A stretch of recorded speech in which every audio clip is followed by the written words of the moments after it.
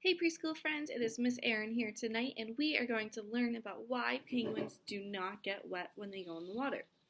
So, you're going to need a piece of paper, you're going to need some water. I put some food dye in it just so that you guys could see it a little better. You're going to need a water dropper. So this is something that scientists use to measure water. So you use it, let me show you the measurements actually first. It has measurements written all up the side.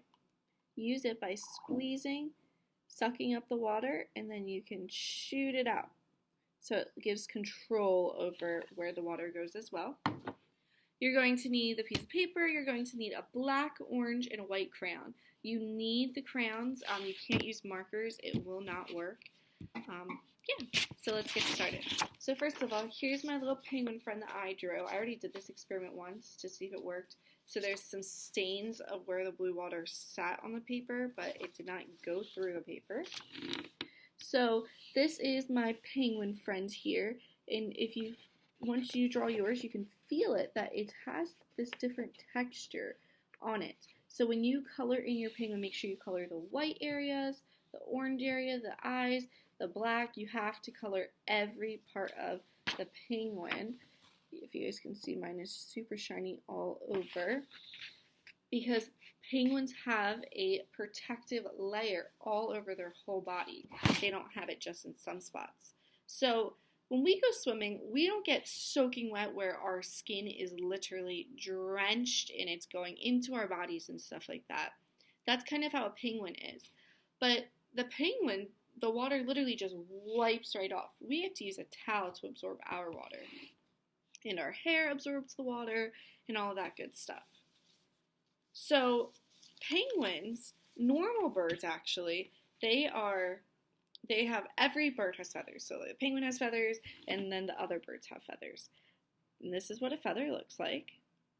But what I was getting to was penguins' feathers are a little bit different than a normal bird's. So if we pretend that this is a normal bird's feather and we put it in the water, you'll see that it's literally sopping wet. There's literally water droplets on it, and it's all drenched, the whole feather. But a penguin, the water would just flick right off, and it would just be instantly dry. That's not the case. This feather is still wet. That is because penguins have it's very similar to if I put a glove on my hands. So I'm going to put a glove on my hands. Alrighty. So this glove I already put in some water, but my hand was dry beforehand and everything, all that good stuff.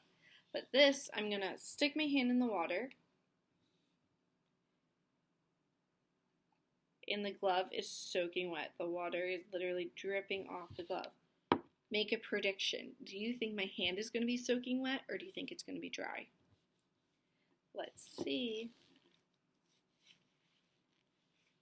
My hand is completely dry. There's not a drop of water on it. So that's very similar to a penguin. So now what we're going to do is we are going to do our science experiment. So you're going to need your penguin, and you're going to fill up your water dropper, and you're going to put some drops of water all over your penguin. Look at how this is literally just sitting on top. It's not going through my paper at all. I could even drag these around if I wanted to, because of the waxy coat that is on a penguin. So you can play around with this. You could also take different types of paper. So I can put it on the parts where I didn't color it in, and you'll see that it is starting to absorb into my paper. Whereas my penguin's ones did not do that. They're still full droplets of water.